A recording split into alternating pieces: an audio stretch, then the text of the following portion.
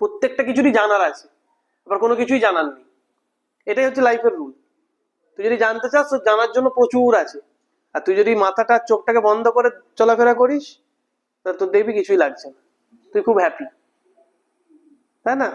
হীরক রাজার দেশে সিনেমাটা দেখেছিস? ওখানে দেখবি বলেছিল যে আজ থেকে সমস্ত পাঠশালা বন্ধ। কেন? বলতে এরা যত বেশি জানবে, মানে যত বেশি পড়বে তত বেশি জানবে, যত কম মানবে। তোর যখন একটা নলেজ হবে তুই কিন্তু তোর সামনে যাই বলি তুই তাকে কাউন্টার করবি। তোকে আমি বললাম যে ব্লাড মাথা থেকে নেয়, তুই বলবি আর কি হচ্ছে, ব্লাড মাথা থেকে নেবো? ব্লাডের জন্য একটা ভেন আছে, আর্টারি আছে, ক্যাপিলারি আছে, তার মানে কি?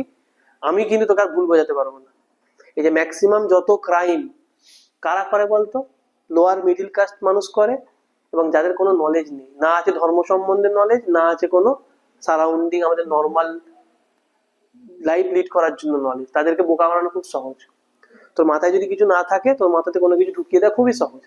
আর তোর মাথায় যখন অনেক কিছু থাকবে তখন তুই রেশনাল থিঙ্কিং করবি। রেশনাল থিঙ্কিং মানে কি?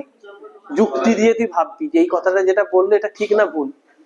ঠিক আছে? সেই জন্য পড়াটা খুব জরুরি লাইফে। আর কিছু করিস না করিস, কিছু কিছু জিনিসে আইডিয়া পড়া জানা কখনো বন্ধ করবি না।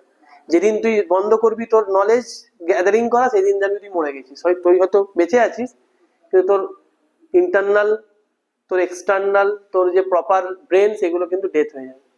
সেটা যতদিন এই ফিল্ডে থাকবি বা যে কোনো ফিল্ডে থাকবি, নলেজ গেইন করতে থাকবি। ঠিক আছে? সারাউন্ডিং সব নলেজ রাখতে হবে, নাহলে যে কেউ এসে কিন্তু মাথায় টুপি পরিয়ে দিয়ে চলে যাবে।